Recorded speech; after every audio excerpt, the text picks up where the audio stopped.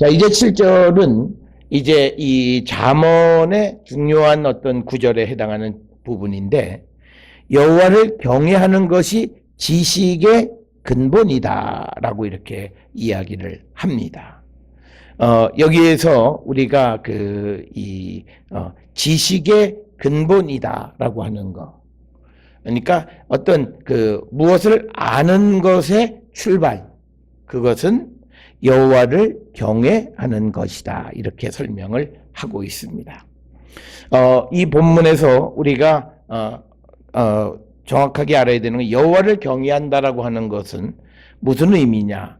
그냥 단어의 그런 문자적인 의미는 여호와를 두려워한다 이런 의미지만, 그러나 신학적 의미는 여호와를 인정하는 거다.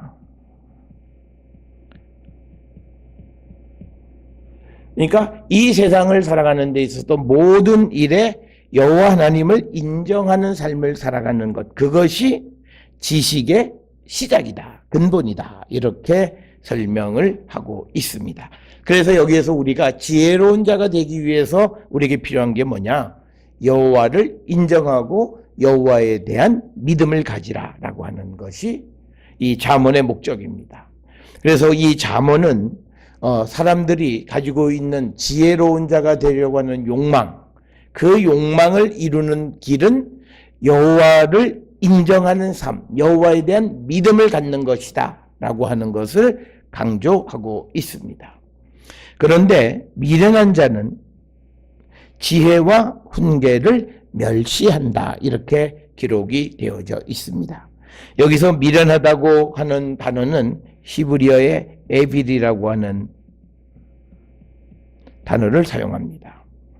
한 26번 사용하는 가운데서 19번이 이 잠언에서 사용되어졌는데, 이 에빌이라고 하는 말의 의미는 잘못된 것을 교정하는 데 관심이 없는 사람들이에요.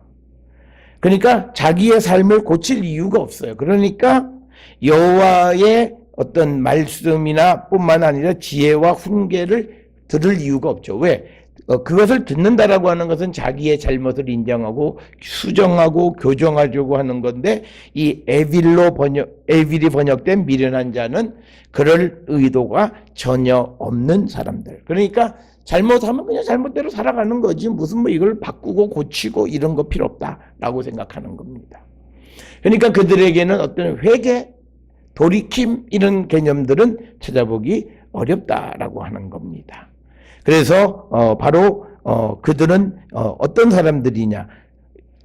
지혜와 훈계를 멸시하는 이유는 자기의 삶에 잘못된 것을 수정하지 않으려고 하는 사람들이다. 그래서 오늘 우리에게 주시는 이 본문의 말씀에 지혜로운 자가 되어지는 목적은 우리의 삶을 고쳐가는 건데, 그 고쳐가려면 우리가 여호와를 인정하는 삶을 살아야 한다. 신앙을 갖는 자들이 되어야 한다라고 이렇게 설명을 하고 있습니다. 그래서 이 에빌이라고 하는 것은 자기의 잘못을 고치려 하지 않는 그런 사람들을 특별히 미련하다 이렇게 얘기를 하는데, 미련하다라고 하는 그런 뜻으로 번역되어진 또 하나의 단어가 크실이라고 하는 단어입니다.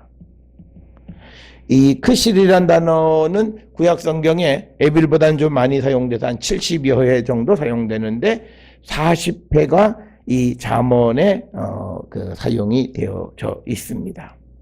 그런데 이 크실이라고 하는 건 뭐냐면요, 헛된 자부심을 가지고 있고, 그래서 과신하는 거예요. 그래서 지혜와 훈계를 듣지 않는 거예요. 자기 다 알고 있다고 생각하는 거예요. 아무것도 모르는데. 그래서 우리가 이 크실이라고 하는 말은 그런 어떤 어리석고 근시안적이고, 그래서 이 과신하기 때문에 결국은 그가 어리석은 자의 행동을 하게 되는 것, 그런 자들. 그래서 오늘 주시는 7절에 미련한 자들, 즉 자기의 잘못을 고치지 않으려 하는 자들, 그리고 자기를 과신하는 사람들, 그들은 지혜와 훈계를 멸시하고 결국은 여호와를 경외하지도 않고, 그리고 지혜로운 자가 되지도 못한다라고 하는 겁니다. 그래서 이걸 뒤집어서 여호와를 경외할 때 지혜로운 자가 되어질 수 있고, 그래서 부모가 전해주는 지혜와 훈계를 받을 뿐만 아니라 그들이 전해주는 하나님의 말씀을 듣는 자가 되어야 한다라고 하는 것을 이제 말씀하는 것이 7절의 의미가 되겠습니다.